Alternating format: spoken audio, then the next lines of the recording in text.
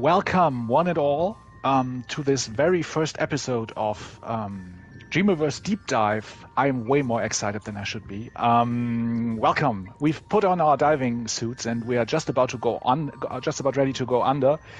And welcome to everyone who's here. Welcome, Gemma Sonar. Welcome, Stalking Vengeance. Great to have you here. Welcome to the others. Well, where to start? My name is schreppybroepke, or shall we just say Schreppy for short. And I'm a Dreamiverse creator, and you probably don't know me as the creator of the Citadel series of games in the Dreamiverse. And I'm one of your hosts here at the Dreamiverse Deep Dive, but I'm happy enough not to be in it alone. I have somebody with me here, so say hello, Kamian. Yeah, hello from my side too. I'm Kamian, aka Michael in real life. And yeah, I'm so happy to be along for the ride and actually be the one playing today. I'm one of the creators behind the Rit series, for example, of Augmentum Games. And I think you are just excited enough. It's great that you have this excitement. The Impy nominated smash hit Rit Memories of the Elders, I should add. Impy nominated is true, smash hit not so much. But thank you for mentioning it. I knew you wouldn't say it, so I have to be all upfront about it. Yeah, so this is fantastic. We're taking a bit of a chance here, but we're into having fun, and we want for this to be interesting. So I guess we'll just give it our best shot. That being said, we are still finding our feet and seeing how we are both not native speakers. We are also literally finding our words as well. So bear with us here. We're still figuring things out. But we have this new series, Dreamiverse Deep Dive. And the goal here, I guess, is to explore and show off creations that we think deserve more attention in the Dreamiverse. Longer creations, denser creations, because this is frankly something Kamian and I have been talking about a pretty long time now, and we thought it was time to give it a go, right, Kamian? Yeah, that's right. And I think one challenge that you have, especially when you are doing really, really long and complex creations and dreams, is that you put so much time and effort into it. And some people spend months, even years, developing these dreams, these creations, and then you release it to the world.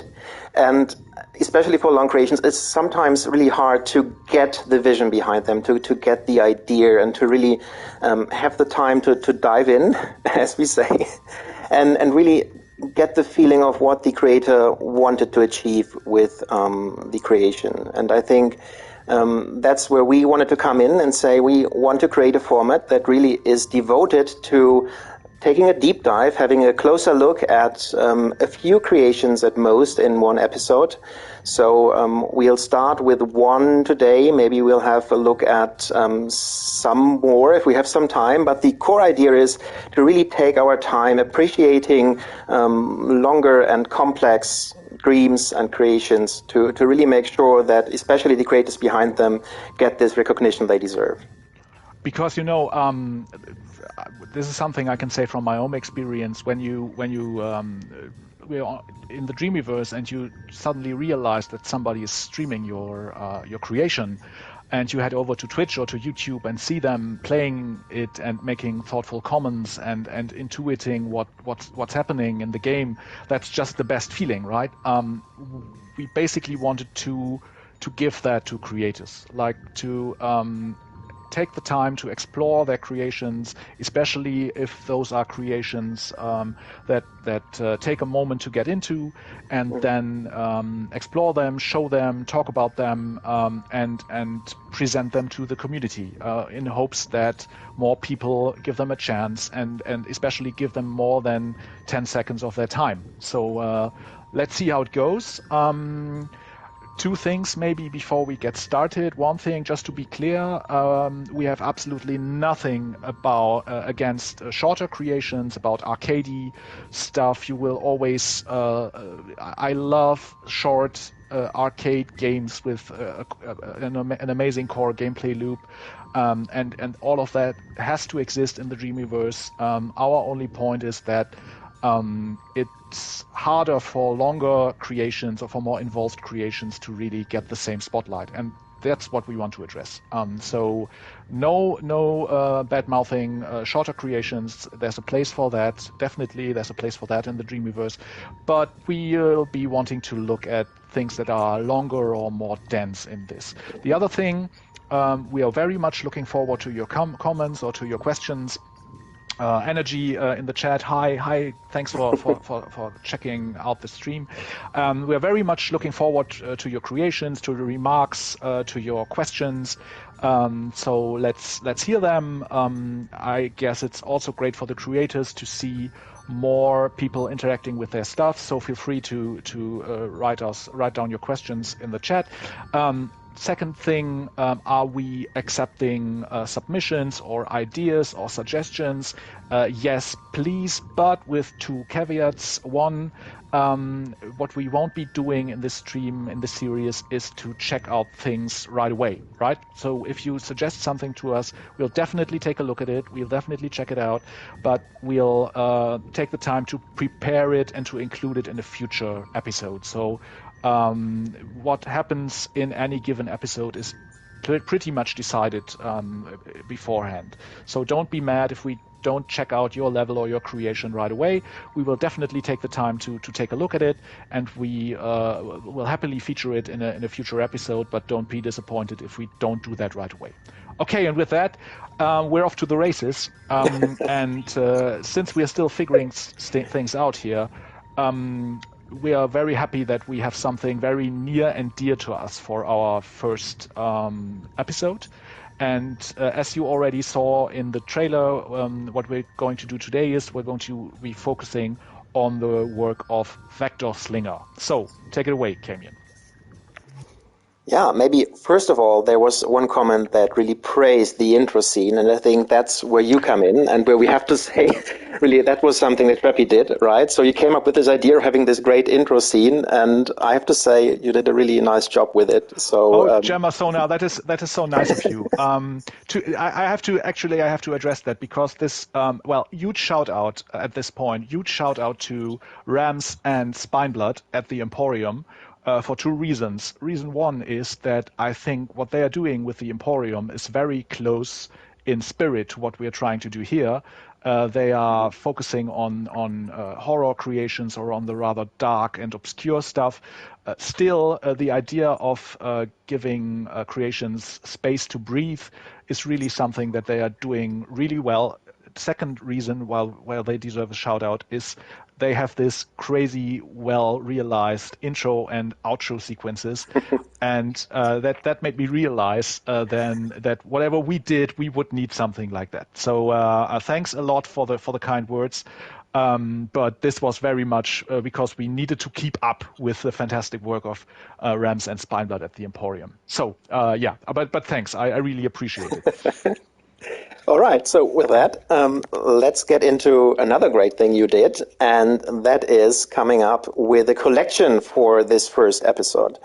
And maybe you just want to walk us through it a little bit and tell us a little bit about what you came up with here. Yeah, sure. And hey, VectorSlinger, great to see you in the chat. Our person of honor today, so you're right in time. You haven't missed a thing yet.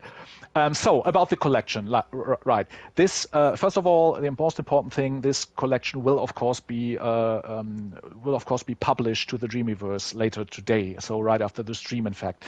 I guess that this will be the collection where we end up putting the next episodes as well. So you'll have one tiny little collection where everything goes, at least for season one, for season one of 10, but for season at one least, of our stream. And so as you see there, you'll have one bracket for each of the episodes with an intro with the creations we'll be focusing on. Chief on our list for today, we can give that away, I think, is God's Lie by VectorSlinger, God's Lie Reawakening, in fact. We also, if we have the time, we'll also take a look at some of the other stuff, like VectorSlinger is kind enough to have published many of the assets and many of the fantastic creations as elements, as remixable elements on the Dreamiverse. He has also created a couple of quite interesting and fun and impressive other creations that we might get a look at. But in any case, feel free to explore these. They are very much worth your time. And for next episode, we'll just start a new column next to that with whoever gets featured then. So this will be published later today and will remain available for you and will hopefully grow and become cooler and more thorough as the series goes on. So, as for today's main course, Godsley Reawakening. Pit yourself against ancient gods in a lethal game of cat and mouse to steal their priceless mana. Now complete with 7 temples plus additional content and a hidden ending. Please reset progress if you have played before. Now, 2 or 3 quick sentences before we begin, because I think it's interesting how I came across this. It was, I would say it was in 2021, but in fact the actual game was released in 2022, so I might be mistaken. But I remember surfing the Dreamiverse and checking for games, and I had already encountered all kinds of cool little things to play, and that led me to pondering whether a certain types of games were already being made in Dreams. And personally speaking, I'm a huge fan of everything by Team Eco. That's Eco, Shadow of the Colossus, Last Guardian. I'm also a massive fan of Journey and of Sky, Children of the Light, and in general of games that deal with fallen civilizations, fallen magic civilizations. Like if you plunk some fallen ruins into your game, I'm all there for it, right? I'll check it out. It's totally my jam. Now I came across this fantastic intro sequence. The game didn't even exist back then, but there was the intro sequence, and that really made me realize I would need to check out this game. And we'll just start the game, and this will start by showing the exact intro sequence, or almost the exact intro sequence I saw when I first found it on the Dreamiverse. So let's take a look. Mm-hmm. Yeah, and VectorSlinger just says it was released 2021 with 2 temples. Oh, right. So, I mean, we can was... have a look, right? So, versions and releases, so we can basically see. Yeah, so it is basically 2 years old now. So the first version was released 2 years ago. And that being said, I think... Yeah, go ahead. And I still remember when it was just the intro, and even the intro sequence already sold me on the premise. Yeah. And VectorSlinger was great enough to patch in a whole new slew of content earlier this year. We'll be talking about that in more detail as we're checking out the game. Yeah, but just one thing I wanted to point out, and I think this is at the core of our idea with this series. So this has been out for 2 years, and I can only say it's really an excellent game. Definitely one of my top 5 games in Dreams. And I don't say that lightly. It's really a game that I, maybe I'll tell a little more about that later on, that I had to learn to like, because it wasn't like love on first glance. But in the end, it turned out to be one of my favorite games on Dreams. And I want to take the opportunity to say thank you to VectorSlinger, seeing that he is in the chat, for making such a great game that gave me so many great hours of playtime. So thanks for that. And at the same time, we see it has not even 600 thumbs up in 2 years, and that's one of the reasons why we're doing this, right? So we really want to shine a spotlight on creations like that deserve way more plays and way more people and eyes seeing it. And basically this one, and Schreppy told that in the beginning, is for you, VectorSlinger. So of course we want to reach people and then show them great creations and invite them to play them too. But I think first and foremost we do this for the creators, for people like you who spend so much time coming up with such great games and such great creations, and really giving you the appreciation that you really deserve. And I hope we'll do a good job at that. And I can only agree with that. Just in the interest of full disclosure, Kamian and me have both been playtesters on this, especially on the latest update. So we are a little bit crazy about this game, right? Like you've probably already realized that it'll come pouring out later. But yeah, so we are fans. There's no talking around it. But even so, even if you weren't fans, this is the kind of creation that really deserves more attention, as Kamian just pointed out. So let's dive in.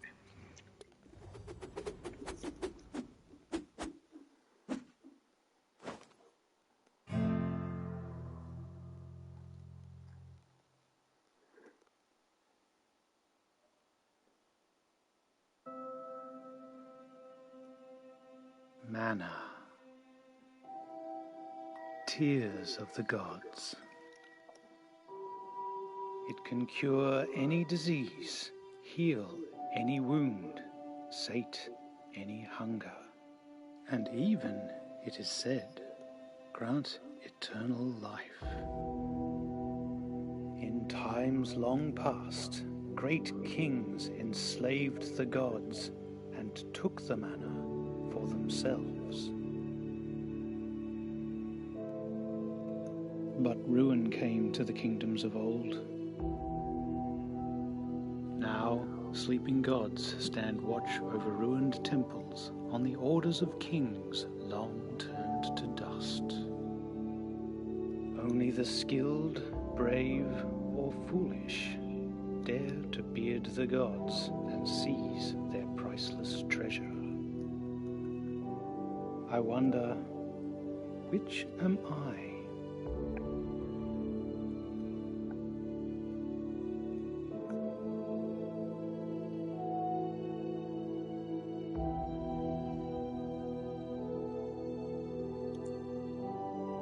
Goosebumps right away again. You know it's what? such Back a when that brilliant came out, intro. I mean, it speaks to the quality of the intro that it's basically it's almost identical to the first version. I think the first version, VectorSlinger, do correct me if I'm wrong, but I think the first version didn't have the voiceover and it didn't have the credits because it was really just the intro even before the game was released.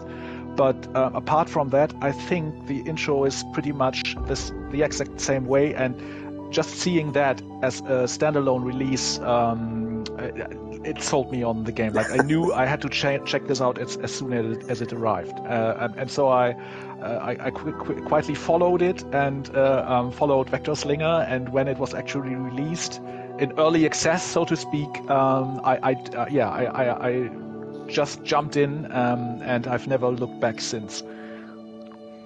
Yeah, it does such a wonderful job, I think, at introducing the world and parts of the lore, and really giving this first glance into this world without basically being a huge exposition dump that you sometimes have at the beginning of games, right? So where people are just giving huge amounts of context, and this basically manages, from my perspective, in a really great way to condense it to a really atmospheric and nice and really great introduction that I love to watch again and again.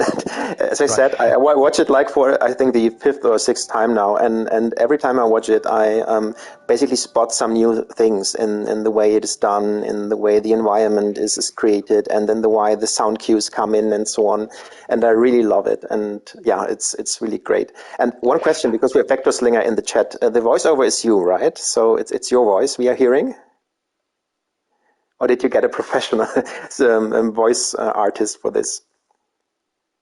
I suppose it's you.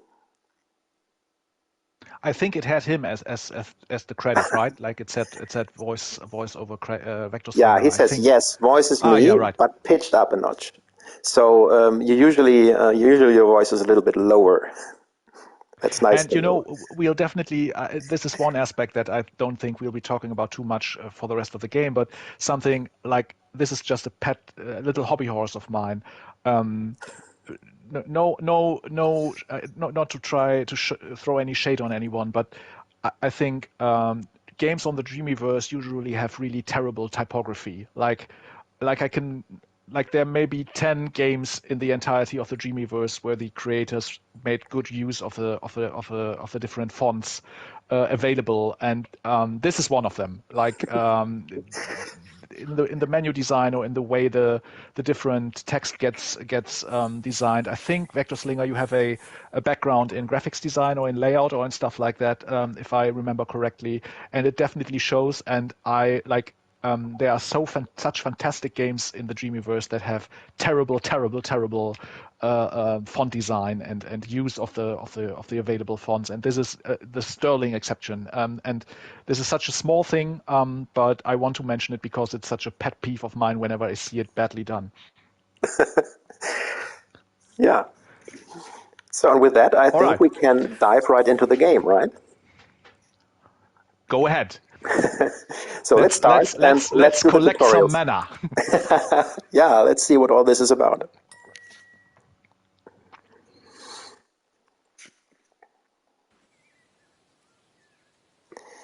So first things first, I need to make sure I invert the y-axis because I like playing it this way.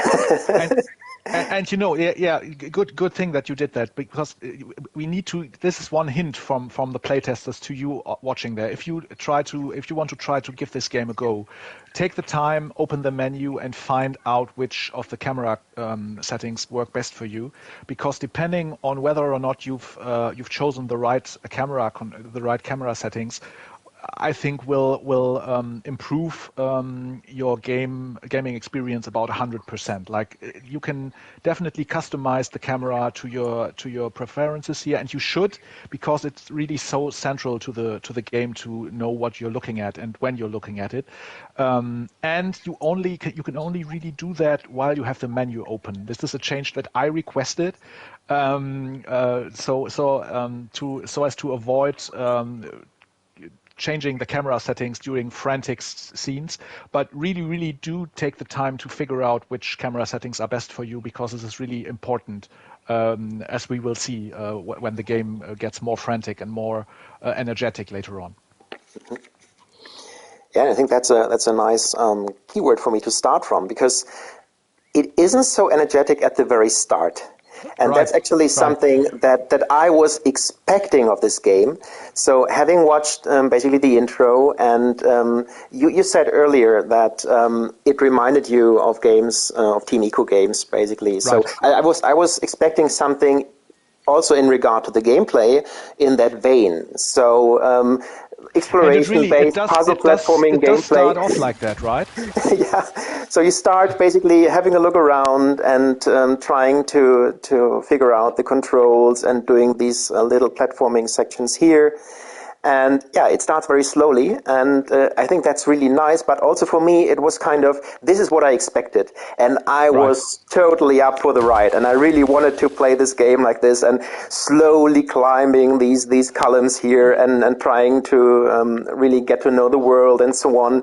And then I realized the game is actually, from its gameplay loop perspective, doing a completely different thing. And at first, this was something that was kind of jarring for me. I was like playing, and I didn't get, why is this character a little floaty? Why is it so momentum based? Like when you start running, he starts getting more and more speed and so on. And I found this a little distracting because it wasn't what I was expecting. And then, shame on me, I after having played it for like I think half an hour, I closed the game, and I liked it. I gave it a thumb up. It was a great game, but I didn't return for some time because I didn't get the vision of the gameplay behind this. And it was really nice to have you, Schreppy, then coming in, and I think half a year later, reminding me that this game exists and explaining to me that it really is worth another try.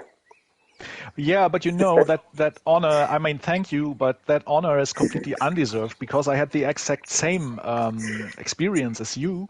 Like, I expected this to be very slow paced, very deliberate, and it isn't, as we'll be seeing in a moment. And I just reacted differently from you. I didn't leave well enough alone, but I started writing reams of comments at VectorSlinger and saying, yeah, yeah, this is really nice, but you have to really tweak the gameplay, and you really have to make it much slower and much more deliberate. And VectorSlinger, he was smart enough to stick with his vision and to say, no, this is not the game I wanted to make. The game I wanted to make is fast and momentum based, and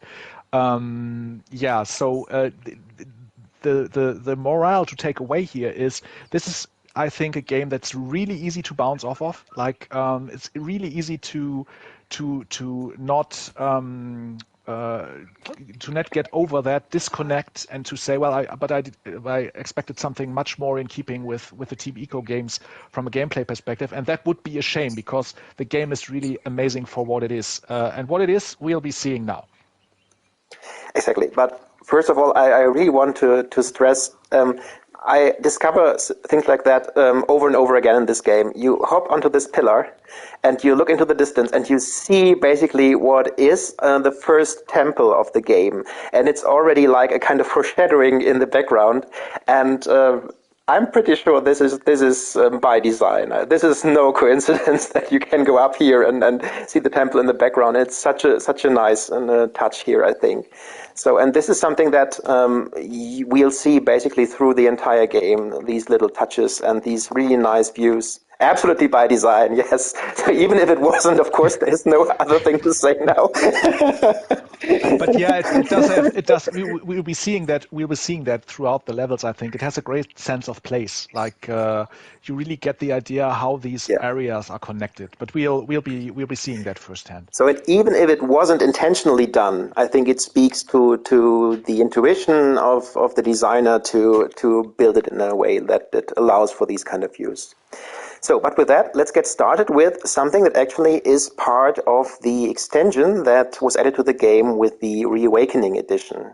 And this is basically a bunch of people, I think they are called petitioners in the lore, that we see assembled here, and each of these guys and girls has basically a certain petition, a certain task, a certain ailment that we can cure or help with by bringing them mana, right?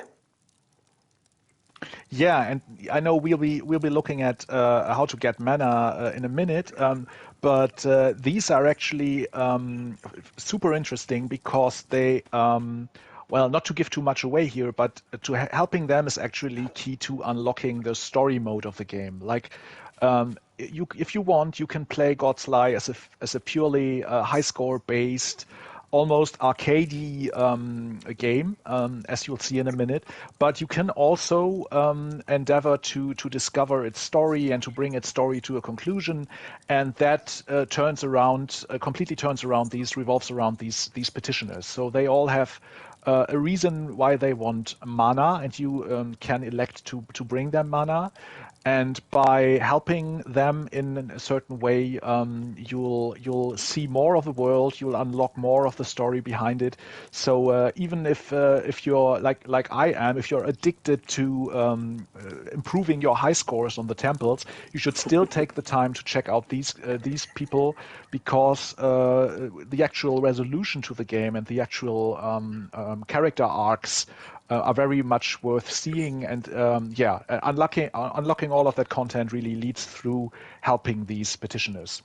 So maybe let's talk to some of them. Let's start with the old guy here. He says, "Oh, a runner, are you? Well, you're a braver man than I. You don't get to my age by sticking your neck out, you know. Even so, I feel that my days may be coming to an end. Unless... well, perhaps a little mana might keep this old man around for a while longer. And in return, I can share some tales of the old days. Good luck out there. May you find the mana you seek." So we seem to be getting some kind of lore bits by bringing him mana. Let's maybe check out her, what she has to say. "Hey, you're a runner, aren't you? The well in my village got all salty, and they sent me to get mana to purify it. Oh, and they said to get extra to help the old folks who got sick. What are you hanging around for? isn't it your job to get mana for us? I love the different characters. Like he's really sassy, and there are I think some of them are really noble. I think he is right. Pardon me, you are a runner, perchance. I am the emissary of a city 3 days from here, and so on. It's really great, I think, because each of these petitioners has a different personality, and not only has something else to ask from you, but also is filled with personality and life, and I really love that. Yes, and they kind of do hint at a world beyond what you're exploring in the game, right? Yeah. Like you can get the idea that they are from different parts of the same world, and that's really, it's such a small thing, but it works really well in making the world bigger than it is. Mm-hmm. And what I really loved when I talked to them the first time was that there are hints of the kind of emergency or the, let's say, how fast they need help, right? So how urgent it is, right? Exactly. So, for example, here, if we talk to them, this seems to be like a case for emergency care, right? So you want to call the ambulance right away. But let's have a look. So my husband was injured by a boar while hunting. The wound is mortal. Without mana, he'll soon perish. I beg you, please bring us mana before it's too late. So that doesn't sound too urgent, right? No, they have some time left. I think we can talk to the old man quite some time before we help them, and then they'll be around. Right. No, I think it's really great that you have these kind of different outlooks into the world, as you said, but also different cases of people, and you can decide whom you want to help and in what kind of order you want to help them. And I think this is a really nice touch. Yes. And it also complements very, very nicely, I think, the idea behind the game that you are free to explore basically in your own tempo, but also according to your own exploration desires to a certain extent, because it invites you to explore this world. Just one quick behind the scenes aspect. Like VectorSlinger told me sometime last year that he was going to include these, and when he spoke about that, I expected this to be just a nice little extra, like something to provide an explanation or a reason to grind the levels more.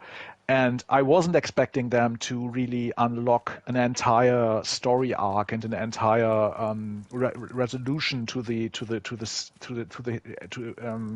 entire story and to the entire situation of the world. And they do just that, which I think is brilliant. Like, they're not just an excuse to keep playing, but they are actually an entryway to the very, very cool story mode of the game. Yeah. You definitely see that they were part of the plan from the start. So it's nothing that's just tacked on as additional content, but it's something that certainly was part of the vision from the start, and it shows so nicely in the way it is connected. But with that, maybe let's keep going and see where this path leads us.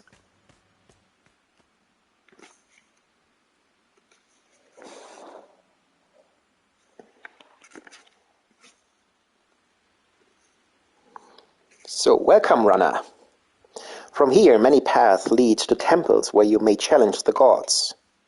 Or you may test your skill against me in this broken temple. Fill your vessel with water from the font and return to the plaza. Once you cross the threshold, I'll start counting. If you reach the font, or I count to 30, I'll give chase.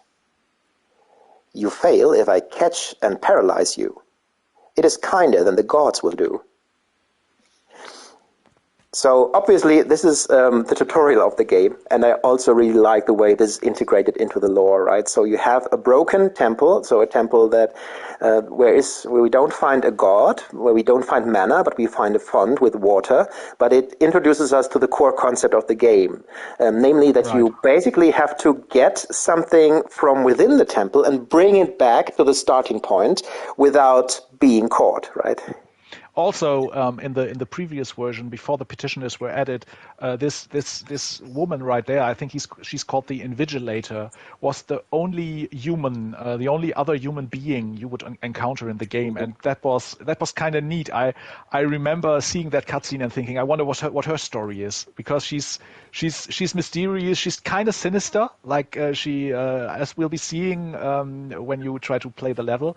But I think it's a very, very cool way of just suggesting the way the world works, or just suggesting some deeper lore without explaining it outright, really. And the other thing that's important to point out, that this area here doesn't only function as the tutorial, but it's also the hub level. Like all the entrances to the other temples are scattered around this overworld. Like you can access all of the levels from here, and you won't necessarily realize how many there are until you've tried, but there are quite a few. Like there are, I think, 5 or 6 temples that you can access from here. And as you can see now, as soon as you approach an entryway, you'll see, oh, all right, this leads to a temple. So those are really the game's different levels. And there's quite a bit to explore. Like you might not necessarily realize how many levels there are until you really spend some time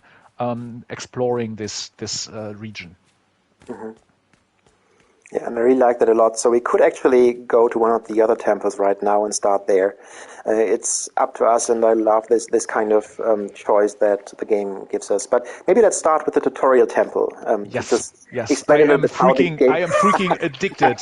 I am freaking addicted to this level, and I am so happy that you're the one doing the playing here, because otherwise this stream would grind to a halt as I take 500 tries to reach a new high score. I'm freaking addicted to this one. By the way, we'll be right back here when I enter the dream, so we can show this. If we look at the high score board here, we see what a coincidence that you are in the first place here with a time that I've been struggling to really reach for so many times now, and it's just impossible for me to do. And I see why you're happy that you don't have to play the temple and show us your hidden secrets. It honestly, it feels like I've been playing this as a day job. Like All right, so let's get into it. So one thing we notice here, so she said we have 30 seconds time before she starts following us, right? So, and if you play this for the first time, when I played it for the first time, I was like, I first want to explore this area. It's so nicely done, and it's the architecture is so great, and you're looking for ways to reach basically this point that you're supposed to go.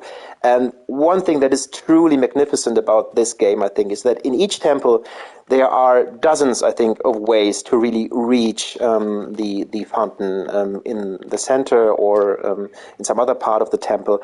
And that makes for so many different ways to really find cool path to really finish the temple and have really nice times. So we now got the water from the font, and we need to basically make it back to the entrance without her catching us. I think we did a good job evading her so far. And it worked. But it worked in a time that isn't quite as nice as the, 26 seconds that you posted? Yes. Just under 27 seconds. Yeah, but what we see, basically, this is the gameplay loop, but it's done, as I said, in such a nice way that you can actually play this for dozens of times, and it won't get boring in any way, because you're always exploring new ways to play it, new ways to go. For example, one route that I like to take is this one, where you go, I missed the jump, where you go right here and enter from the other side. And then if you do it correctly and you keep the momentum, this is a really fast way to go. And also if you manage to hit the steps in the right angle, it's a fast way to go. And then we are up here quite a bit faster. And now we see her starting to chase us. When Canyon just said that there are so many different routes, like that's just the truth of it. Like the two of us have basically competed on each of these levels countless times, and the fun thing is that we found out during playtesting of the enhanced version that we literally not in one case are our favorite routes the same. Like not in one single case. Like the both of us will always tackle levels completely differently, and I think that's brilliant. Like I wouldn't have expected that to happen. I would have expected there to be one ideal route that you have to discover, and then you're basically like that's the one perfect way to complete this level, and that's it. And that's really not true here. Like the one hint that we can give you when you are actually trying to improve on the high scores here is that the game really rewards audacity. Like there's almost no limit to how crazy you can go when you're trying to and it's get a new high score. All about keeping that momentum, right? So if you basically get stuck in one small nook and you lose the momentum, you can basically restart your run and start anew if you are looking for the best time possible. So it invites that kind of perfectionism in regard to not only finding the fastest route, but also executing it in the perfect way. At the same time, it's also about creativity. So, for example, I played this, and at one point I thought, well, what happens when I go up to her and start from there? Because only noobs start from the bottom of the temple, right? So why not get a head start, get up here? Yeah, and only noobs and people who actually have the best high score on the entire damn map, right? Yeah, that was so interesting to learn that your time actually was done by starting from the bottom, right? But for me, it was so great. I could go up here, and it was such a great moment when I realized, okay, the timer isn't starting. So I was like, okay, how far can I go before the timer starts? And can I make this jump to really circumvent having to go Also, small observation. It's so awesome how the two just keep looking at one another. Like that's so cool. That's such a cool little detail. Yeah. So I did this, and then I tried to start from here, and it actually worked, and I was so happy when I found this. And there is some angle where you can really go here, and you can keep the momentum, and you can hit it at just the right angle, and you don't even have to climb here if you do it correctly. So, and you really have to be careful not to cut corners too closely to keep the momentum and so on. Yeah. And you even can try something like jump across this fountain here. Awesome, yeah. This is and then you make it to this point here. So this is kind of even almost breaking the game, but it allows for even faster times if you don't die in the process. That thing Camion just did, that's really some killer strategy for this level. Like you can, if you hit the stairs at the mana font, if you hit them at just the right angle, you sail right across the gap onto the next platform, and that shaves off a couple of seconds. Like, in saying this, I realize how crazy I must sound to you watching this. Like we've played this thing dozens or even hundreds of times, so there's so much to be discovered here if you are into shaving off some extra seconds to get a new high score. If not, that's super all right as well. Yeah. You can just go through the temples at your own pace, as long as you don't get caught, of course. Yeah. So I think this is also great. You can make basically the game what you want it to be to a certain extent. So you can play it as a kind of Sonic game on steroids, where you are looking for that total momentum. That's my favorite way of talking about this game. It's basically Shadow of the Colossus as designed by a Sonic team. Yeah, so you can play it in that way, but you can also play it like exploring the world and exploring the temples and finding new nooks and crannies. And stalking vengeance in the chat. Don't worry, it's not that crazy. It's simply called speed. That is quite true, sir. That is quite true.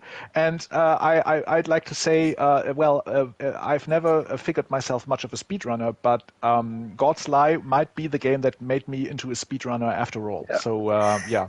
And the same is true for me. So full disclosure, I never really got into the Sonic games because the gameplay didn't click for me. I know I'm possibly the only person on the world who says this, but for me it didn't click. And this game really was something that I as I said, played in the beginning, and I didn't get the gameplay loop and what the vision behind it was. But once it really clicked, once I understood what the game wanted to do and wanted basically to achieve, I really got addicted to playing it over and over again and trying to find the best way to beat the temple and return safely. And this can get quite crazy. And I don't know if you want to spill the beans on how you did the time here. If you want to disclose that, I think you can, because no one will ever pull it off. I can. I leave that to you. Before I do that, Gemma Sonar, thank you so much for checking out the stream. I know we are being slow about this. Hope you still check out the VOD later. Fantastic that you made the time to drop by.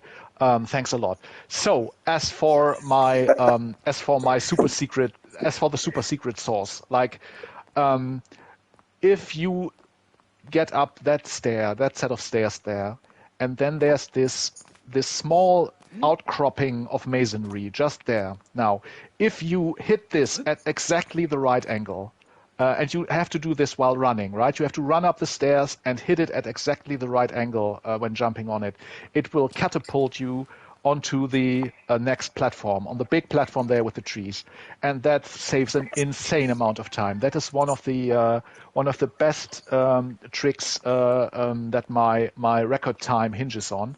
So if you jump up there, and that's I don't know how you do it. I really have no idea how you pull this up. You have to hit the diagonal section at exactly the right.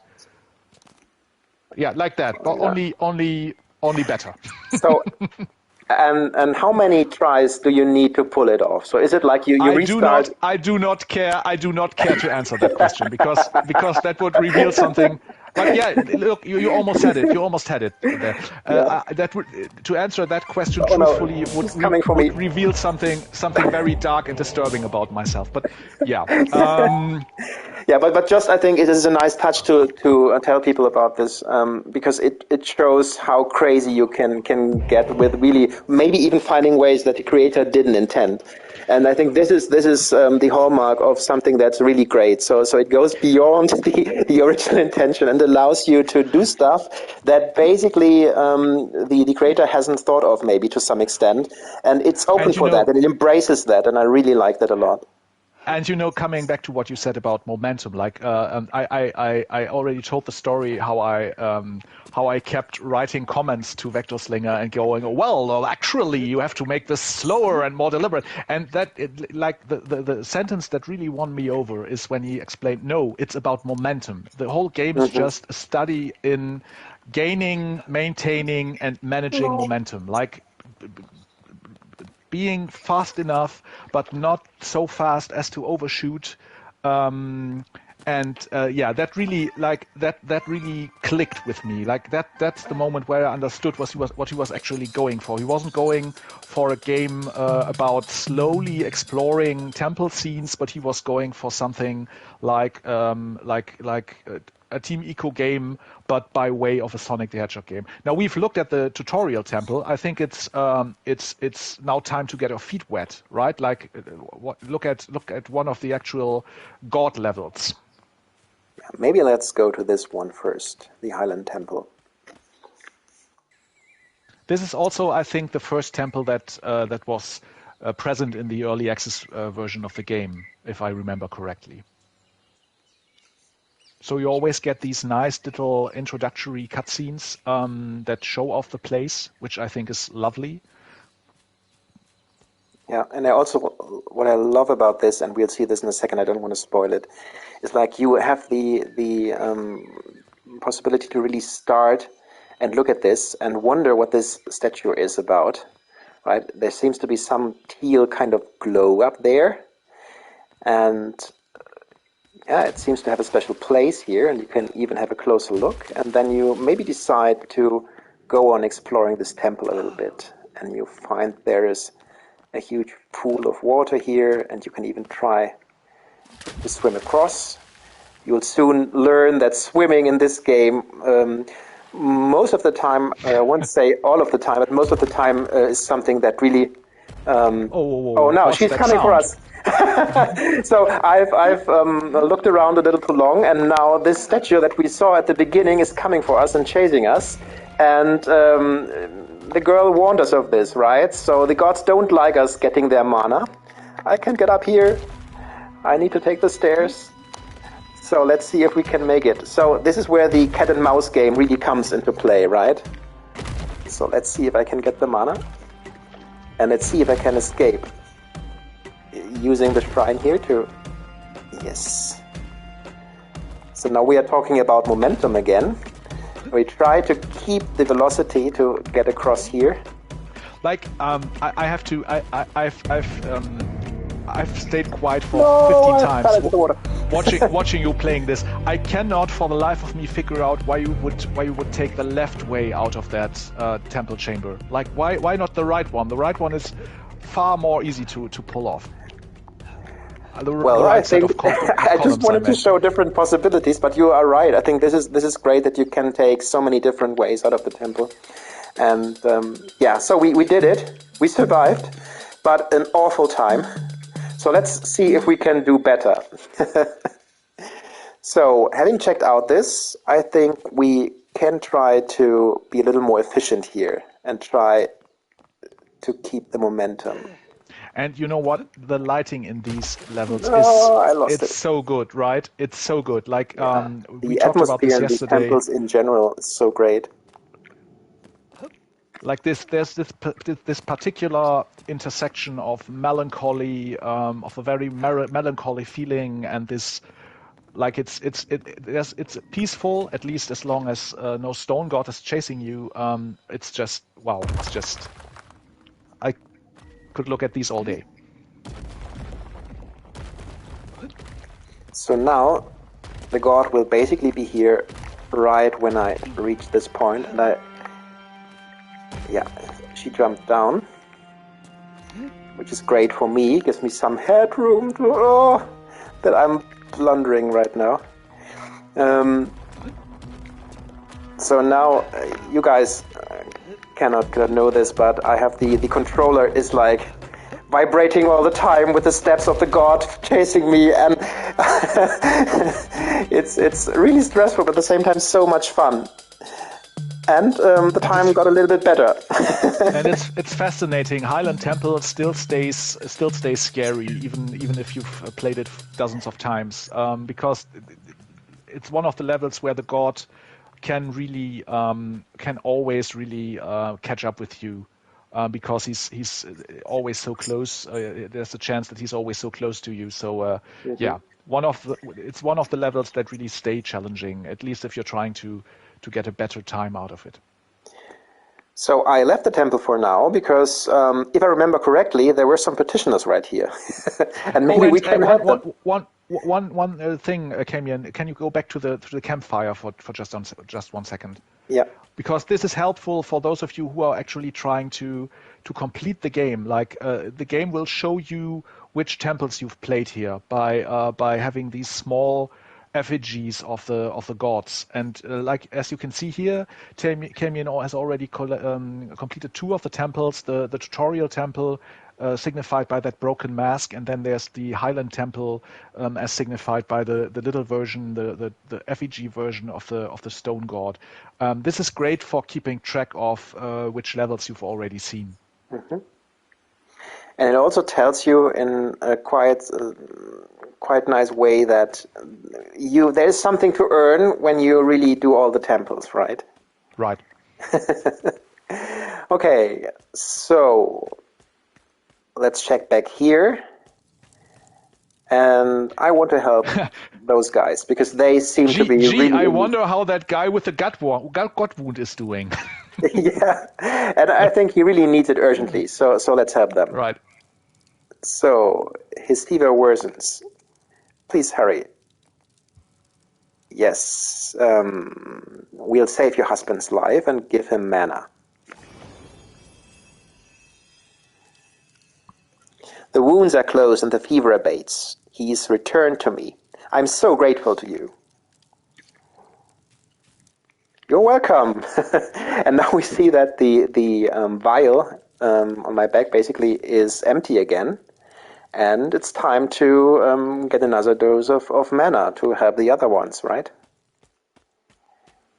So maybe we go to this temple next. What do you think? Yeah, let's go to Cloud Edge. This was like VectorSlinger just commented in the chat. This was actually the second temple in the game. It is, however, one of the temples that I think not even the majority of the players who have played this have even managed to find.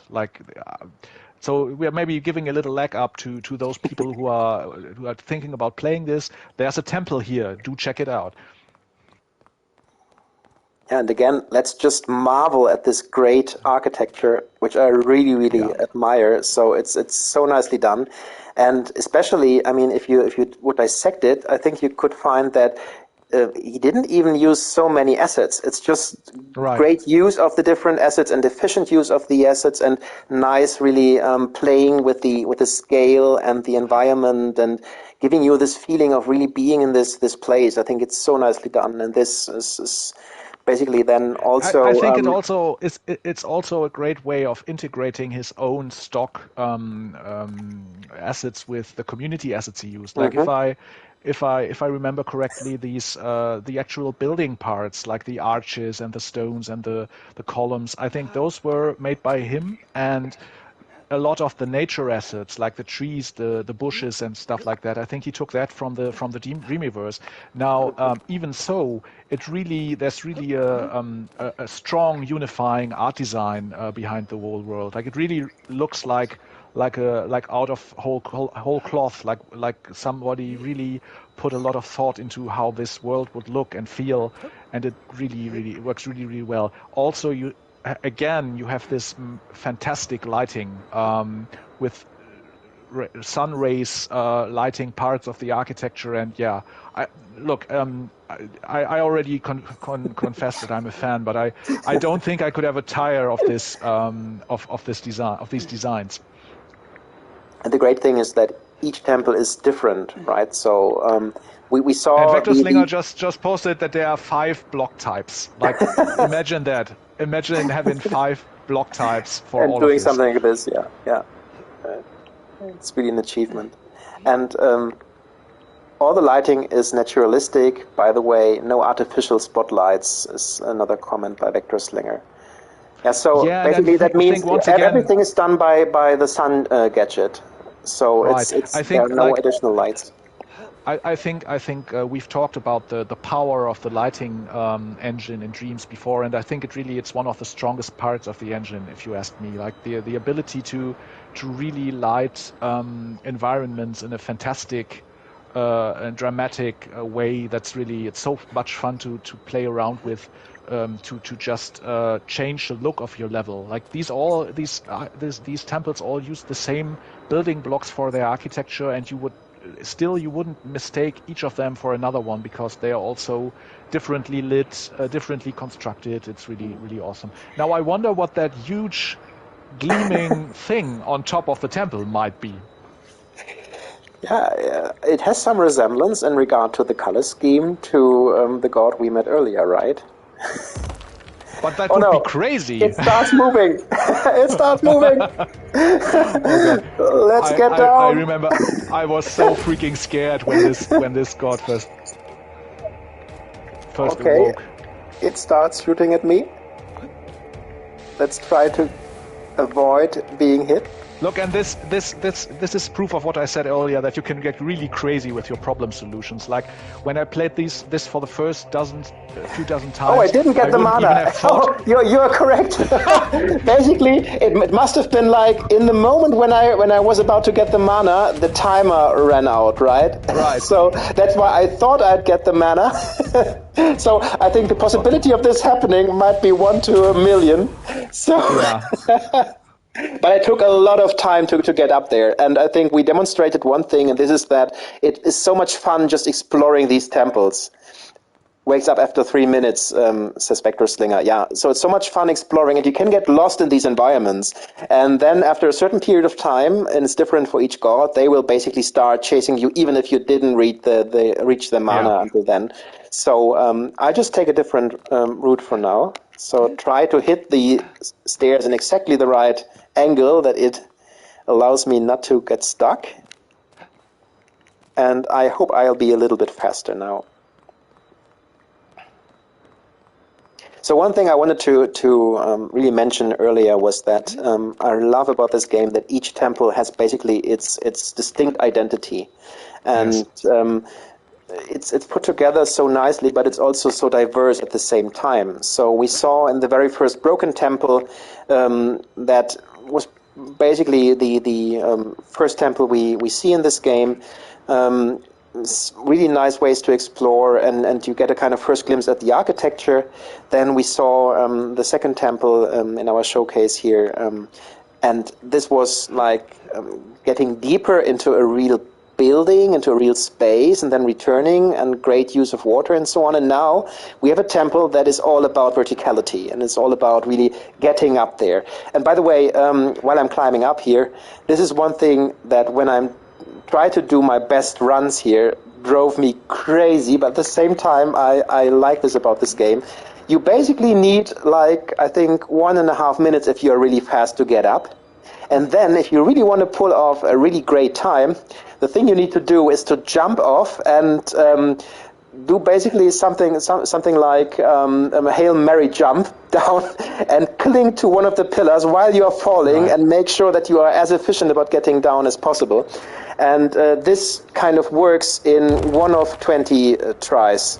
So 19 times I get up and I try something like this. Let's see if it works. Try to cling here, and it doesn't work now. Then try to cling to this pillar, and then get on from there. And you do this 19 times, but the one time it works is so rewarding, and you feel like a superhero for doing it. And it's so great that you get this kind of reward out of this game. And the truth, at the same time, the truth is that before we started discussing this during playtesting of the enhanced version, I had never once even contemplated jumping down from the very top. Like for each That's of my my tries, suicidal nature. I just tried this. I think I couldn't figure out how you were pulling off those times you managed. And because I would always carefully drop down from the god's central tower and then go back the way I had come up. Which is incidentally is probably much safer than your option, but it also won't result in a new high score because it just takes too long. Yeah. And I mean, these are the layers of the game too, right? So the first objective you have is actually surviving the temple, so reaching the mana and bringing it back safely and surviving that, and then you feel great for doing that. But then there is on top of that this layer of really this itch to really find the best route possible and really improve your time and get better at or more efficient at really getting the mana, especially when you want to help all the petitioners and want to be quick about it.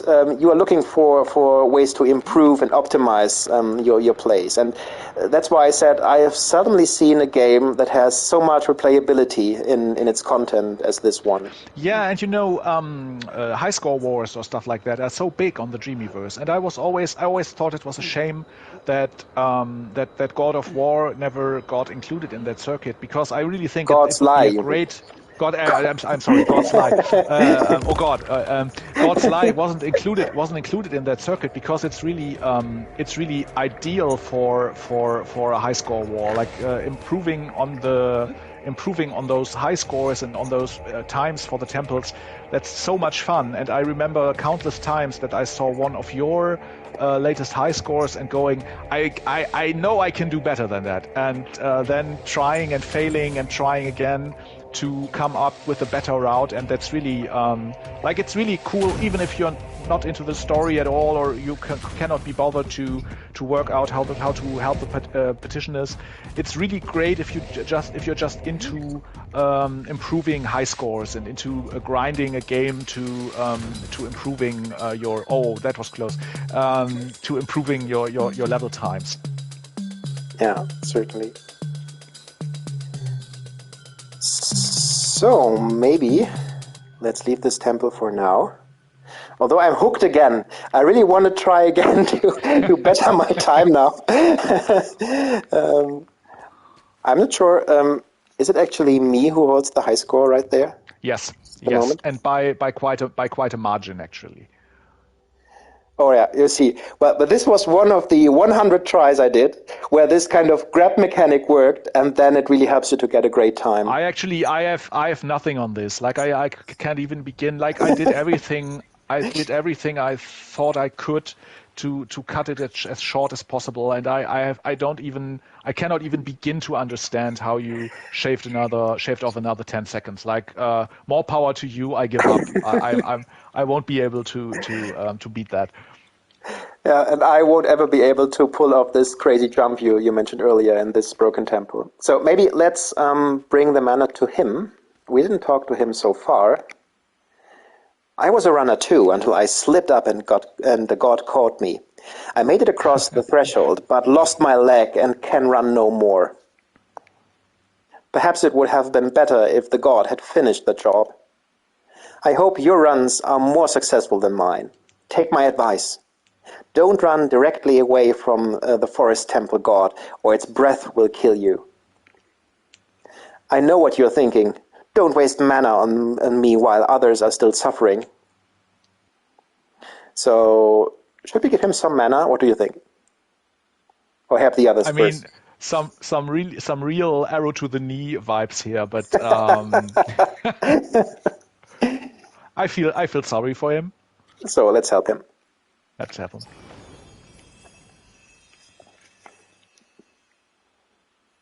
I'm ashamed to be using mana instead of finding it.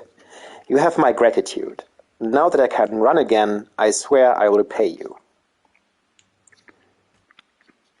What I think is great about him as a character is, if I remember correctly, even if you don't give him mana until later, he will still work as a hint system of sorts. Mm-hmm. Like he has changing hints for the different temples to help you find them, or to help you find a route that works when you try to evade the god.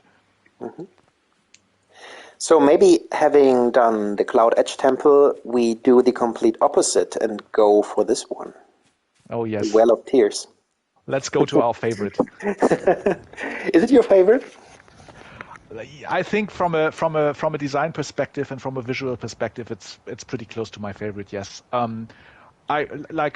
Before you enter the temple, I already love the fact that it's so high above the others, and you can actually see parts of the other levels from here, or suggested parts of the other levels. Like those 2 rows of columns back there, I think are supposed to evoke the forest temple.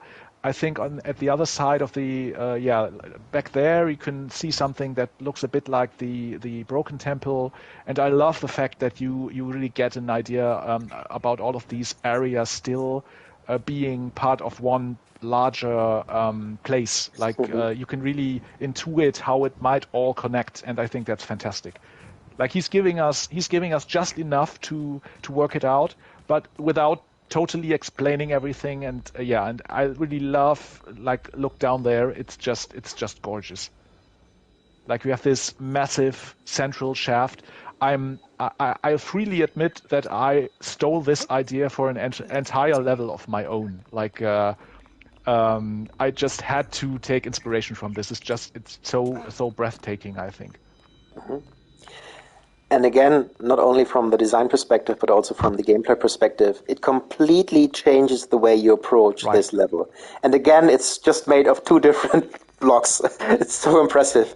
So it changes how you approach the level, because now it's not about really finding the fastest way up, but really finding kind of the fastest and at the same time safest way down, right? So you don't want to fall to your death. And then finding the fastest way up yet again. And this will be even more frantic because, as we'll soon see, I think this is one of the temples that gave me the hardest time leaving it. Right. So, because it's also about basically exploring the temple before you go down and get the mana, and making sure you know your way out. It's like a heist movie, right? So where you have to make sure to get your way out before you go for the big prize and you are chased.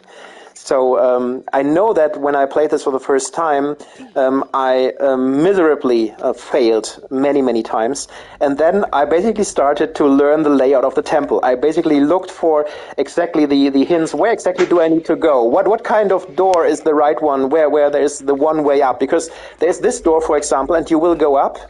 And you will find, oh no, there's the road is blocked. I can go there. And once the god is following you, this is not the optimal way, right? So you will probably get caught.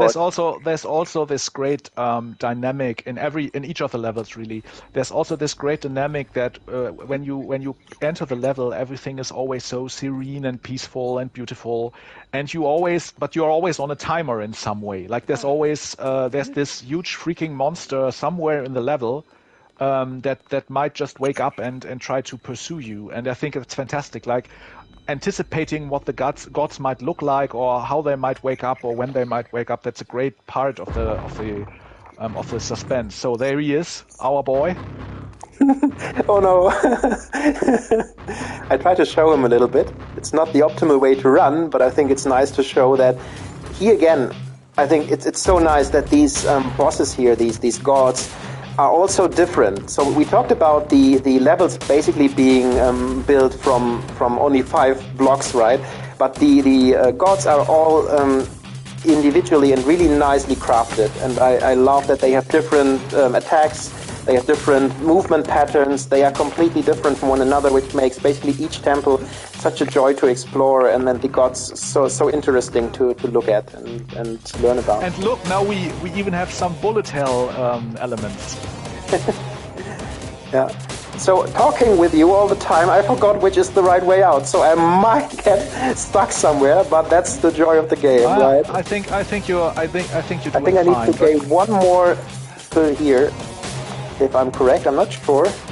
But you know, the fun thing is that your route out of this temple is completely different from mine, so I couldn't even help you because, yeah, that's the right one. Because except for the last ascent, yeah, sorry, you won't make this. You won't make this. He'll get one more shot off at you. No, he won't. Near the exit. Believe in me. Oh.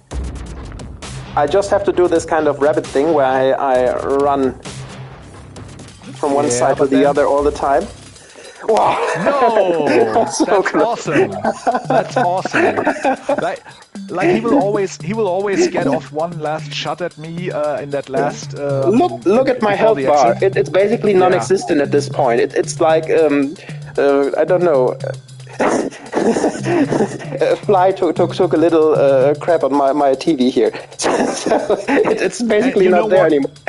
You know what? Just because, like, just in the service of showing what we said earlier about how this game rewards audacity, why not try to show the most audacious thing you can do here?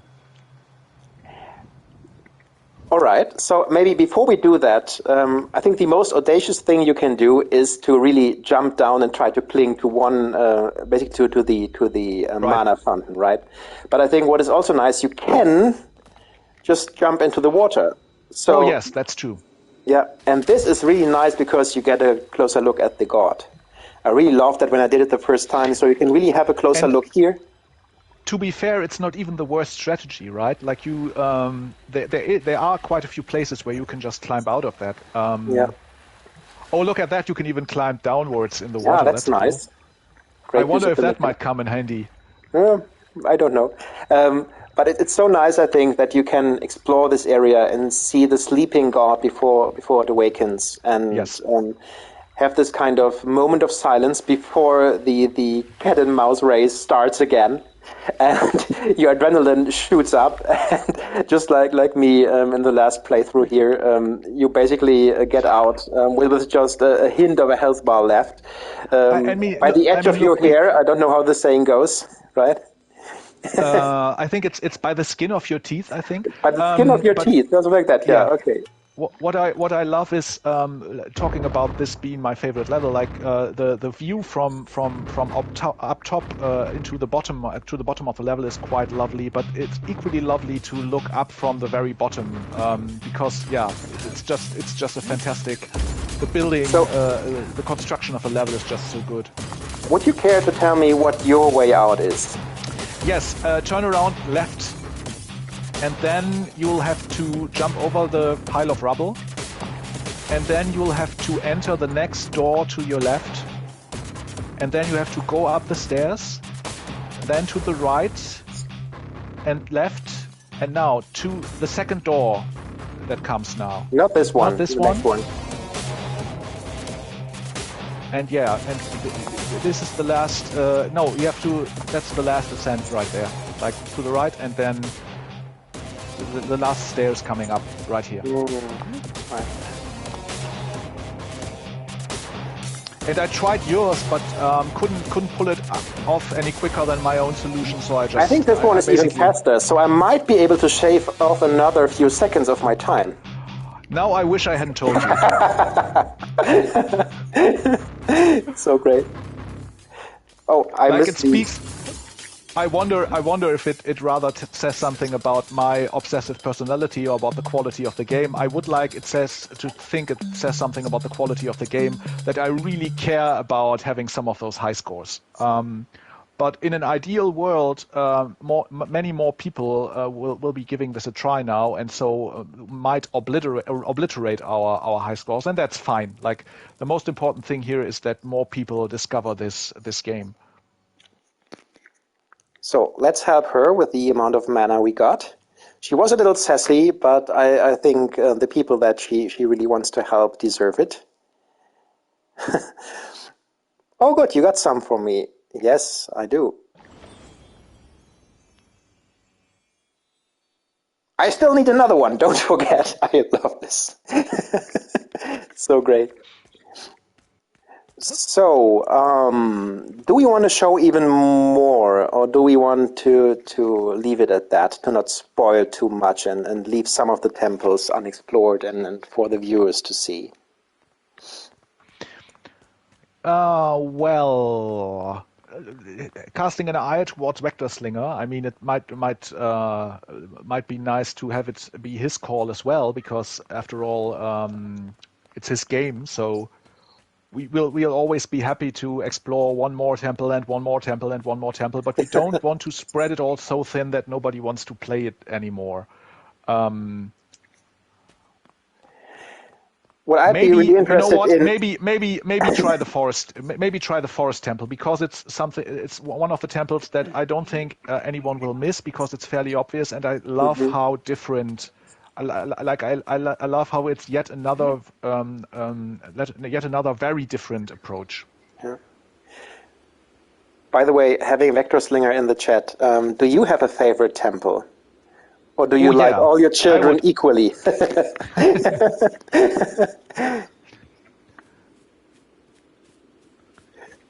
So first of all, maybe before we go for really a good time, let's again just celebrate this great architecture and this great level design. I think again it's done so differently. It's the forest temple, obviously, so many trees, and it's a more open space, and you have these small canals that are basically dissecting this area.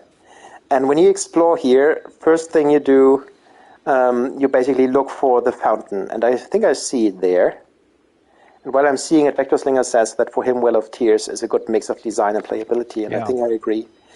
Yeah, but we also see the god, which is just awakening. And he shoots like these rays of light. So, but if we time it correctly, we might still make it up. Shoot. Yes. So let's try to get up to the fountain. That is close. Cutting it close there. So there is a way where you can really do something like this, as you just saw, where you can really hit it at the right angle, and then you can get across the stairs without having to climb. And this is, of course, much faster than climbing like I just did. Come on. You won't get me. I think one very important thing here is to jink from side to side every now and then, because otherwise he just gets you with that massive laser. Yeah. And something I found out by accident is he actually can destroy quite a bit of the architecture, like you saw there, right? He knocked over a tree. Whoa! He almost hit me. All right. So now we know that this god is awakening quite a bit earlier than the other ones we have seen so far, at least. So maybe let's use the mana. I want to use the mana, and then we do another run. So let's bring it back to someone here, some of the petitioners. Maybe let's help him. O exalted runner, do you come to bless our harvest with mana? I love it. they even talk differently, right? So this kind of attention to detail is so nicely. My sincere thanks, runner. I'm one step closer to fulfilling my quest. I don't know why I turned into an English accent right now. But so I praise your generosity, but alas, to feed my city I require 3 more jars. I humbly beg your aid. Please bring mana for our harvest. All right. And you know, not to give too much away, but while it's not for the actual ending of the game, while it's not necessary to help all of them, there's a really nifty reward if you do. Like it really having helped all of them and having unlocked the full ending of the game and everything, that really, like the ending is really is a great payoff for all the trouble you've gone through. Just leaving it at that. Mm-hmm. So let's try to get a good time. And I think the main thing here is to avoid the bushes that will slow you down. Right. And then And you know what? I actually told you something wrong before. The best way is actually not to make these small bunny hops. The best way is actually to hit one of the first steps at the right angle, so it will catapult you several steps upwards. That goes even faster. And now you actually get a true look at the god. I think it's so brilliant that it's actually some kind of lion design. Mm-hmm. Yeah.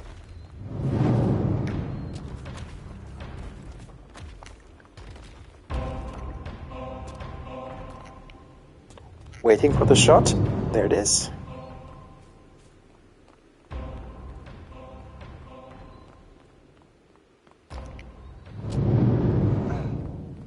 Ooh. That was close. Actually, a new high score for me. Look at that! I didn't even go for the very best thing that I could do, and it somehow ended up being a good time. Oh, that's so nice. But I think I'm still not even close to your time here. I think it's not that different. I think I'm also near 1.8 something. I think it's not such a big difference. It's all about hitting the stairs in the right angle, or doing this crazy thing that you just talked about, like hitting the lowest stair in a way that really catapults you up. Yeah, I think that's the one thing that allows you to save quite a bit of time in that level. And the other thing you can do, like when you jump down from that ziggurat where the mana font is, you are jumping down from it in several steps, right? You're jumping down to the middle and then to the ground.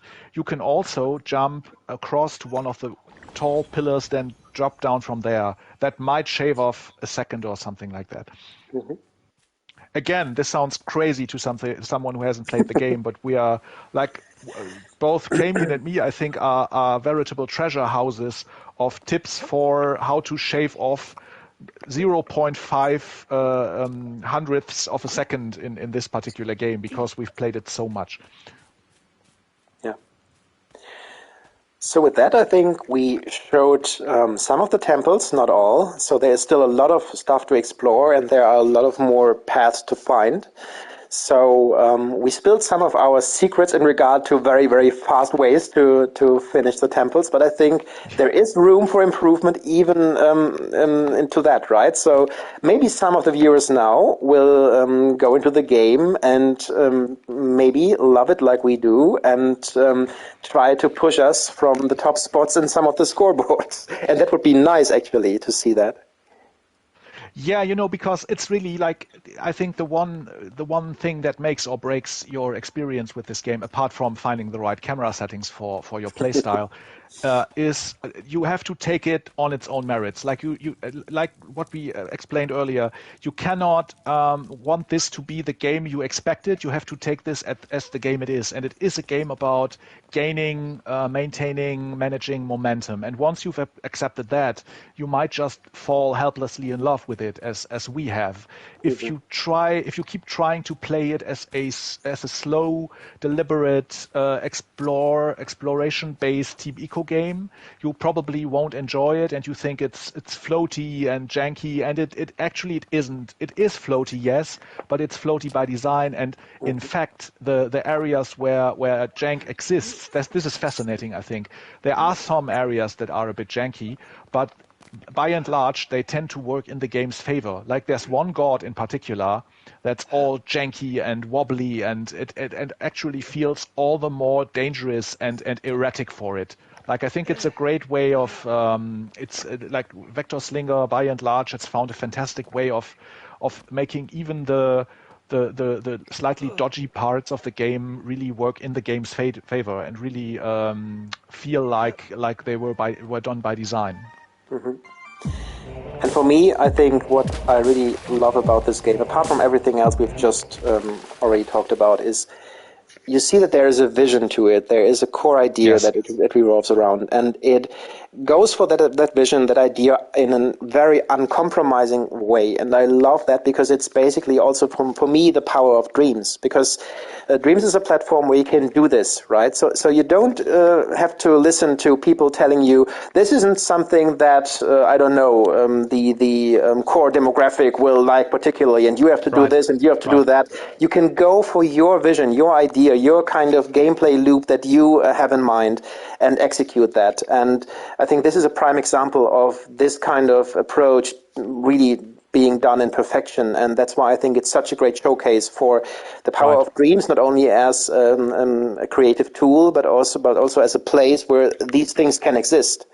So it's so nice to see such a fresh formula, and I think I cannot praise this enough. It's something when you found out how it works and when you get it, it's really a kind of gameplay loop that I haven't played before, because it's really original. It's not like something you know from your typical Mario games or Sonic games, even if it has some kind of tendencies to borrow some of the aspects maybe from Team Eco games or, as we said, Sonic games, but it mixes them up in such interesting ways and finds its own identity in that way, which I really can't praise enough.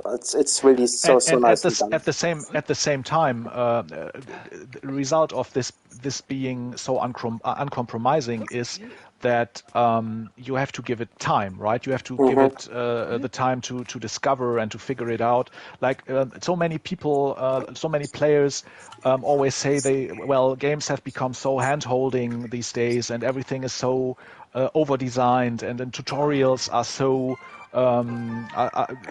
so granular, and the game won't won't shut up about what to do and what's the next quest. But once you take that away, once you actually make a game where you need to figure out stuff, many people cancel out of that, and many people won't even give this the time of day. And so for us, for today's episode, but also with a bigger series, our goal is very much to entice you who are watching to give these games a try and to discover them on their own merits, and to discover that there's beauty in not explaining everything, and there's beauty in not giving everything away.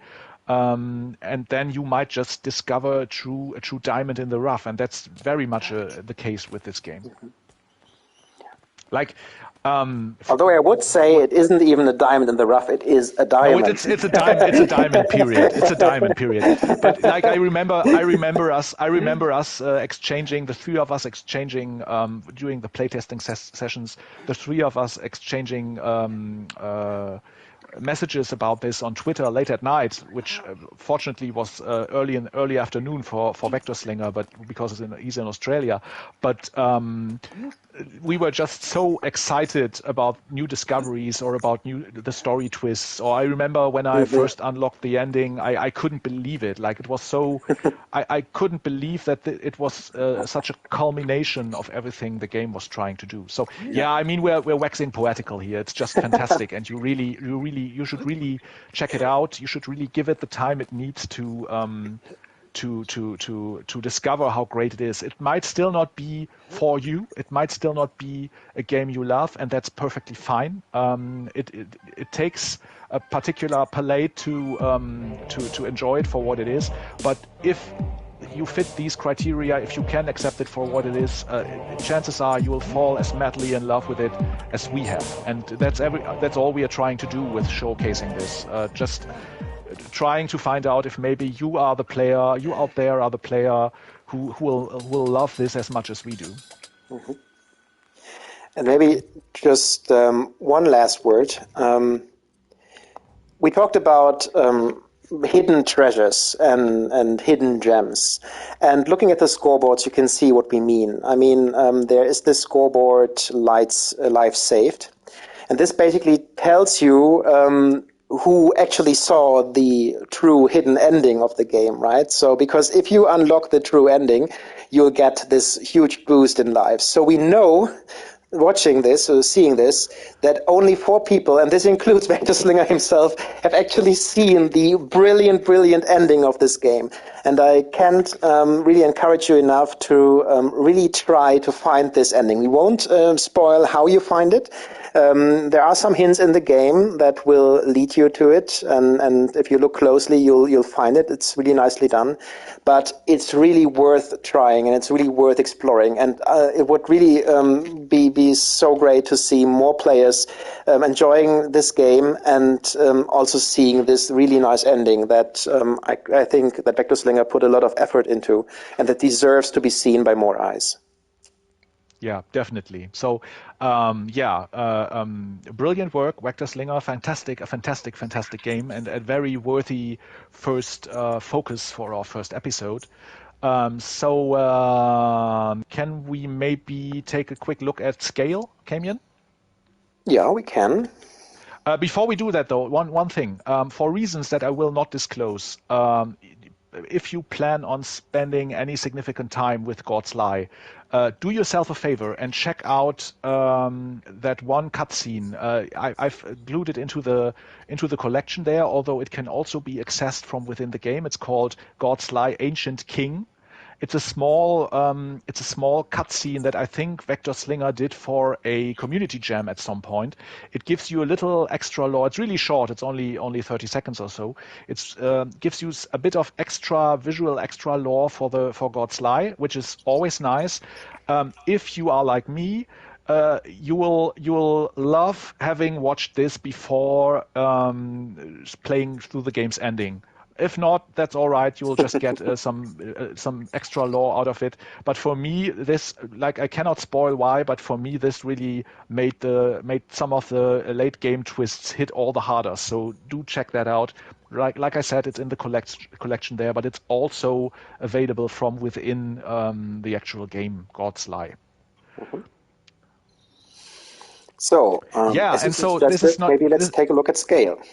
Right, this is not even the first thing or the first massive game or the first game VectorSlinger made. We've put some of them down here in the creation, but I think scale is a super interesting case because you can almost see it as a kind of test balloon, really, for God's Lie. On the one hand, and on the other hand, it actually does a couple of things that God's Lie doesn't do, or does things a little differently. Yeah. I mean, we see a pattern here. I praise that I really love about God's Lie, that it has this core vision that it tries to follow. And scale is another example for that. So it's not like a one-hit wonder, but you really look at this game.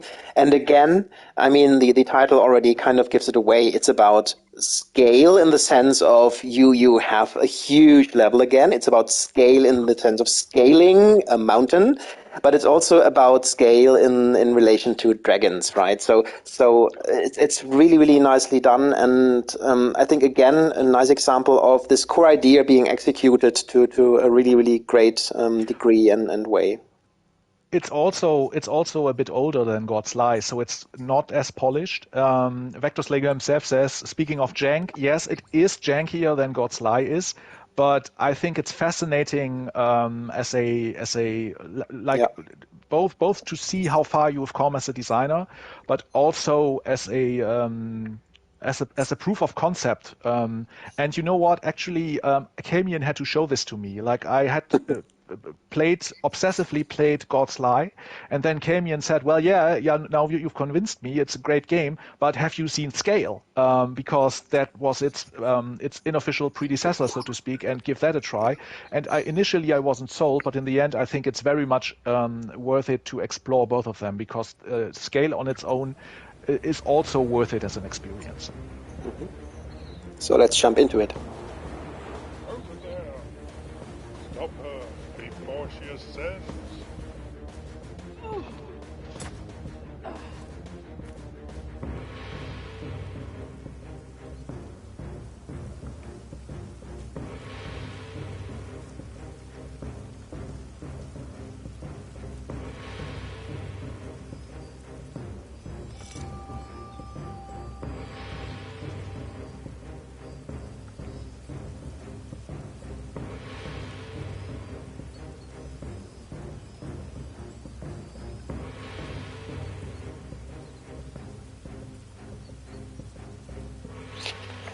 So again, as I said, this is all about climbing. You have this huge mountain face, and you have to find a way up. But it's really iterating on that basic gameplay idea of verticality, of climbing in so many interesting ways. And we'll see that it's also kind of a puzzle game in the sense that in order to find a way up, you will have to collect certain items that boost your stamina and that then allow you to climb higher. So it's also not just going up and up and up, and it's easy like that. You have to look for different nooks and crannies to find hidden stuff in the mountain face. And find these upgrades, and that will make you stronger by playing it during the time you play it, and allow you to reach new heights, pun intended. So it's basically, I think, a really, really nice way of using that core gameplay idea of making a game about climbing and spinning that in so many interesting ways. And one thing I want to show too is the about pattern here. After that, it's up to you to maybe add some stuff. But when I read that, I totally understood where VectorSlinger was coming from. Let's maybe have a look at that. So he says, I grew up in a region with magnificent coastal sandstone cliffs. I climbed their trails, explored their caves, and invented fantastic kingdoms that clung to life on impossibly high cliff faces. As a gamer, I love to explore and push boundaries, to see if I can climb out that outcrop or to get where I'm not supposed to be. Scale is a combination of those things. There is no right way. Explore. Find your own routes. Use the tools at your disposal. Push the boundaries. Seize your destiny. And I think this is such a nice description of the game. Right. I actually found this when I prepared the stream earlier today. I didn't read it before. And then I clicked the square button because I was interested in the about, and I read that, and I thought this is such a nice encapsulated way of really giving some background to maybe the creation process, and so nice to see the personality and the experience of the creator in here, but also describes the game in such a perfect way. It is also, I mean, look, VectorSlinger, buddy, seize your destiny. That's the slightly cheesy part. But on a more serious note, there's a great Shigeru Miyamoto crossover there as well, because Shigeru Miyamoto, the inventor of Super Mario and of The Legend of Zelda, and if I remember correctly, the Legend of Zelda as a game was born out of Miyamoto remembering exploring the caves and nooks and crannies around his rural home. So you're actually standing on the shoulders of giants here, VectorSlinger. What I really liked about this was yes, it does look a bit janky at the beginning, but the greatest thing I think is, I mean, the climbing mechanics are already there, even though they are not quite as evolved as the ones in God's Lie. I think what really blew me away was that when this started, I was actually expecting it to play like a dozen other similar Dreams creations where you have this huge mountain, but it's a mess. It's all just 5 stones stamped over and over and over again, and there's nothing to do, nothing to explore. There's just a big open level and nothing but jank. And that's not the case here, because you actually, as we'll be seeing in a minute, it's actually really a smartly designed open world game where you have to find upgrades, and there are even temples you can explore. So it just gets better and better as it goes. But again, like as with God's Lie, if you just give it 2 minutes, you might think this is just another slightly off-brand, slightly weird Dreams creation, when in fact there's a lot more design behind this, and there's a lot more to explore and to discover. So while it may not be as polished or as polished to a mirror sheen as God's Lie is at this point, I think it's still very much worth your time to explore this, if only to see where an even greater game came from.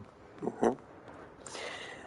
And that being said, I think this game is great in its own right, to the extent that there is no one chasing you here. You can have a chill time in the mountain, right? So you can have a chill time just exploring this, gazing at the waterfalls and so on, and really taking in the scenery. And at the same time, it also has this kind of challenge, to the extent that the mountain itself is your challenge and is the one thing you have to overcome. So the god here, the end boss, basically is the mountain. And I just wanted to show this. I climbed up here earlier, and we saw that my stamina wasn't enough to reach basically the top of this small rock here from this side. But I was able to reach it from the other side. So it encouraged this kind of exploration to really find ways up and push your limits to that extent. And it also encourages you to say, well, I found that little thing here that improved my stamina, and maybe I find more of them. So maybe I can get more stamina, and that will allow me to get higher. And maybe we have a look down here. I think it was worthwhile to explore here. Yeah, so here is, for example, another one. And you know what? When God's Lie makes you say, I wish this were more deliberate and slower paced and more open and less about running away. Well, then this is your game, because here you get all that, right? You can explore this at your own time, at your own leisure. So an earlier creation from VectorSlinger, but still really cool, and still a great little exploration into what he's done so far as a creator. Mm-hmm. And I think you can even go back to the beach, and the people that were following us earlier, hunting us, they are still there, I think. If I remember correctly. Yeah, over there, right? Yeah. So it's such a small detail, but seeing them and they are shooting arrows at me is so nice. And I get rewarded with another power-up. That's so nice. So maybe let's try if we can use these power-ups we found to climb a little higher. And maybe we find even another way. Maybe we just try to go here.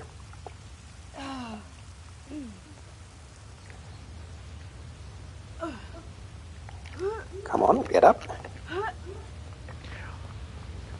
Oh, and I didn't address that, but Super Afro Boy said a while ago in the chat. Apparently, played God's Lie before and thumbed it up, but no longer remembers it.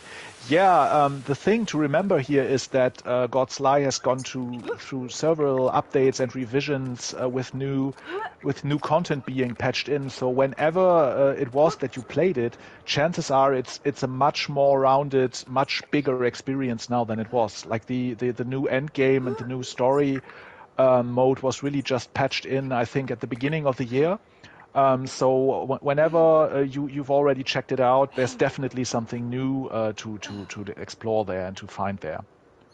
And I would argue that the game is really at its best now, because everything that was great about it is still there, but you really have this this story mode and a secret ending to unlock. So definitely give it another try. It's very much worth it. And I said that there isn't so much tension here.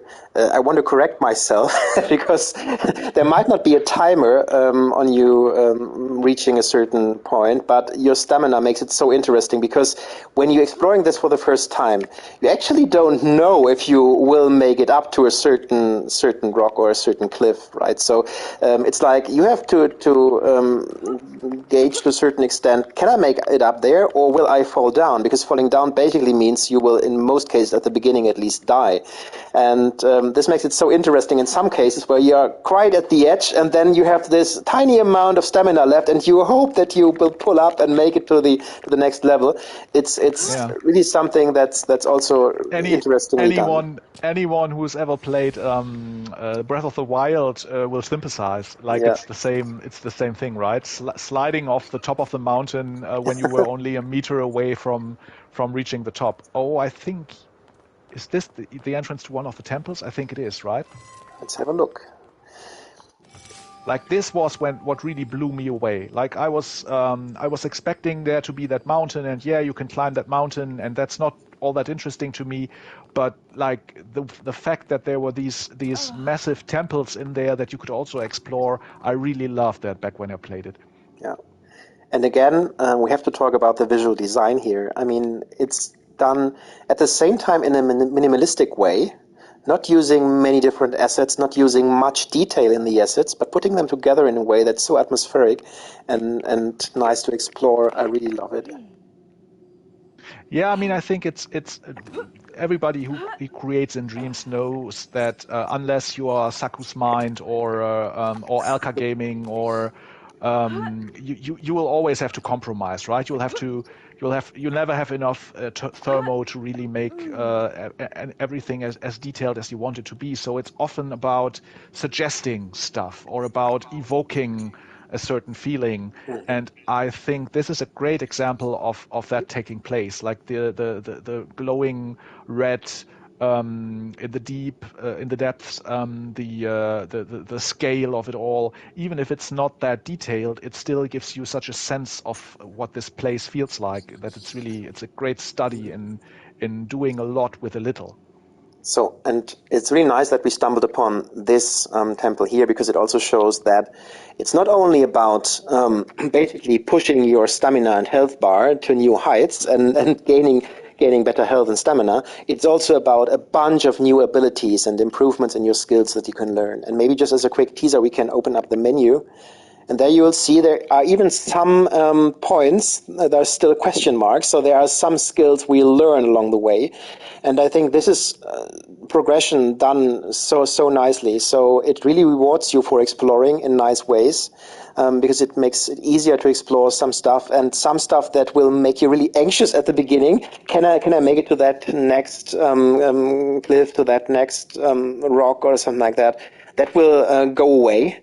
And then it will be more about, okay, how can I really get to the top? How can I really reach new ways to get up? How can I explore the cliffside and fight all the temples to get all the upgrades and so on? And this is so nice to see a game that has this kind of core formula, which is really executed in a nice way. But then while you play it, it evolves. I think it really speaks to the game design here. Ooh, nicely done. However you want to call it, you could say it was really close because I almost slipped. But the save was nice. It made for great television. By the way, you now have these teeny tiny little wings on your back, which I think is awesome. Yeah, and we see at the bottom that reduced falling damage, increased air control, and this means that I can fly just a little. And this will, of course, also improve along the way. So the more of these upgrades I get, the better my skills will become. And who knows, when you eventually become a dragon, maybe there's more than just these tiny little wings. I just was looking here because I never saw this. Is this actually a way out? Or is it just... no, maybe just... Like, I remember VectorSlinger being really kind of obsessed on Twitter about being able to climb out of game worlds. So maybe he included that in his own game as well. Maybe VectorSlinger. this is just fulfilling his own obsession with being able to climb out of game worlds. So if he's still here, do you want me to show one way you can leave the game world that you're supposed to go in this game? Or is it something that you want to be shown in private, not on stream? It's up to you. Because I think I found one nook where I was able to go beyond the cliffside, and was an experience where I thought, am I supposed to go here? And it was so nice to find this nook, and I was halfway expecting something happening there, so as a kind of reward for finding it. But it was, I think, just... I wasn't supposed to go there. I think we may have scared him away with all of our singing praises of his game design. Yeah. Oh no, he's still here. You broke out of the game. But let's patch that in private. Yeah, totally. Fair enough. It's not breaking the game. It's just one way, and maybe people... Oh, look, now I won't make it up. I better get down before I fall and replenish my stamina. You should get the claws, though. Yeah, that's true. Maybe, I don't know, do we want to explore more, or should we call it here?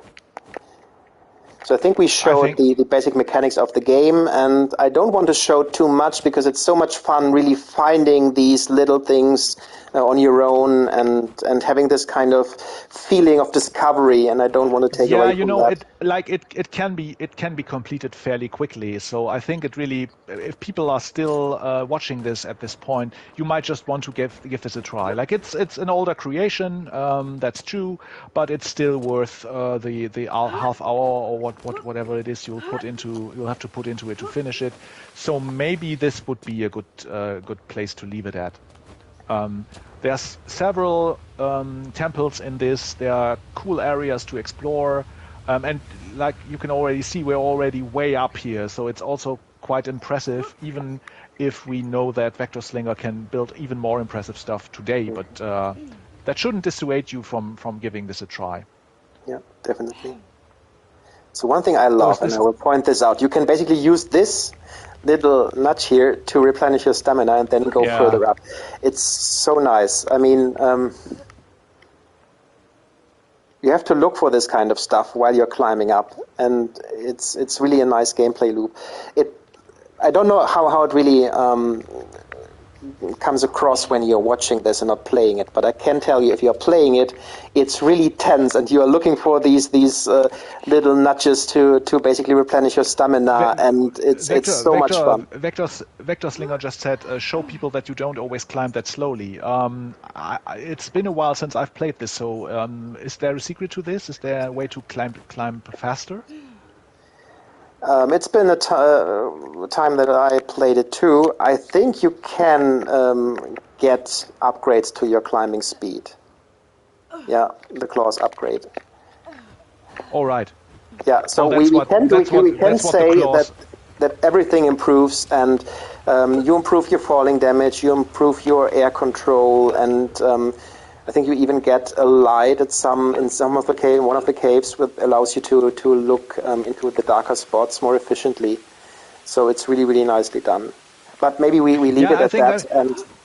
I mean, the biggest compliment I think I can give this is that I played this way after God's Lie, and my initial impression was, I only need to look into this really quickly because God's Lie is better in just about every way, and then I ended up really enjoying it for its own sake. So that's, I think, that says something about it, about the quality, even if it is an older creation. Yeah.